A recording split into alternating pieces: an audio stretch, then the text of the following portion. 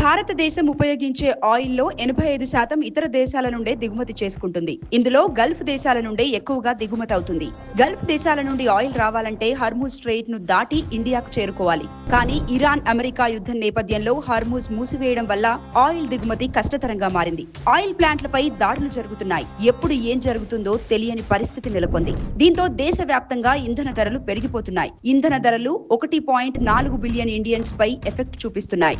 ఇదిలా జరుగుతున్నప్పుడే తమిళనాడులోని కల్పాకంలో భారత అణుశక్తి రంగంలో ఒక కీలక ముందడుగు పడింది. ఫాస్ట్ బ్రీడర్ రియాక్టర్ క్రిటికాలిటీని సాధించింది. దీంతో అణుశక్తి రియాక్టర్ లో కీలకమైన రెండో దశలోకి చేరుకుంది భారత్. ఇందులో మొదటి దశలో రియాక్టర్ కోర్ లోకి అణు ఇంధనాన్ని చేర్చి స్థిరమైన న్యూక్లియర్ చైన్ రియాక్షన్ జరిగేలా చేస్తారు. రెండో దశలో ఈ రియాక్టర్ యురేనియం ను సమర్థవంతంగా వినియోగించుకుంటూ విద్యుత్ ఉత్పత్తితో పాటు మరింత ఎక్కువ ఇంధనాన్ని తయారు చేస్తుంది. ఇది భారత అణుశక్తి రంగంలో అద్భుతమైన విజయం. ఇప్పటి వరకు రష్యా మాత్రమే ఈ టెక్నాలజీని విజయవంతంగా అమలు చేసింది. ప్రపంచంలోనే సాంకేతికతను సాధించిన రెండో దేశంగా భారత్ నిలిచింది. ఈ ప్రక్రియను సాధించడానికి చైనా, అమెరికా ఎంతగానో ప్రయత్నిస్తున్నాయి. కానీ ఇంకా అవి ప్రయోగ దశలోనే ఉన్నాయి. ఈ విజయం ద్వారా చాలా ప్రయోజనాలున్నాయి.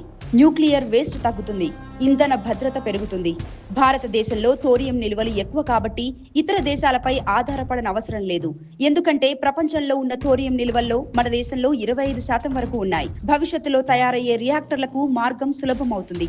అసలు ఈ ప్రయోగం ఎప్పుడు మొదలైంది అంటే 1950లో అప్పటి యువ శాస్త్రవేత్త హోమీ జహంగీర్ బాబా 3 దశల్లో ఈ FBR ప్లాన్ ను రూపొందించారు. ఆ తర్వాత అనేక మంది శాస్త్రవేత్తలు ఈ ప్రయోగాన్ని ముందుకు తీసుకెళ్లారు. మొదటి దశ ఫౌండేషన్ లో భాగంగా సహజ యురేనియం ను రియాక్టర్ కు పంపి బయో ప్రోడక్ట్ ప్లూటోనియం ను తయారు చేస్తారు. రెండో దశలో మొదటి దశలోని ప్లూటోనియం ను యురేనియం 238 తో కలిపి FBR లో ఇంధనంగా ఉపయోగిస్తారు. దీని ద్వారా ఉపయోగించిన ఇంధనం కంటే ఎక్కువ ఇంధనాన్ని ఇవి తిరిగి ఉత్పత్తి చేస్తాయి. చివరి దశలో మొదటి 2 దశల నుంచి లభించిన ఇంధనం మరియు పుష్కలంగా ఉన్న థోరియం 232 ను ఉపయోగించి అడ్వాన్స్డ్ థోరియం రియాక్టర్లలో విద్యుత్ ను ఉత్పత్తి చేస్తారు.